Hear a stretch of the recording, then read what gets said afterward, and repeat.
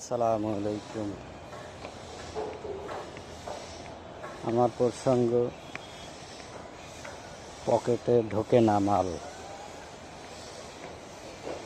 প্রত্যেকটা বাহিনীর যেসব ঘুষখোর অফিসাররা আছে, সচিব থেকে শুরু করে পিয়ন পর্যন্ত, সরকারি প্রত্যেকেই ঘুষখোরগুলোকে আমি বলছি, তাদের পকেটে টাকা ঢোকে না। এই কারণে এই সরকারকে 5 তারিখের পর থেকে এই দেশকে অস্থিতিশীল করার জন্য তারা ঠিকঠাকভাবে ডিউটি পালন করছে না।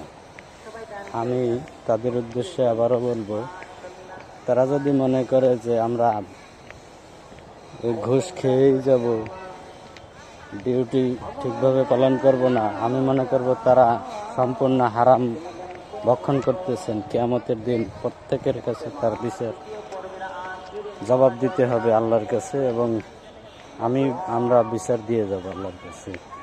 আপনাদের দায়িত্বে অবহেলা করলে এর দায়ভার কিয়ামতের দিন আপনারা ঠিকই মাথায় নিয়ে উঠবেন। আল্লাহ হাফেজ।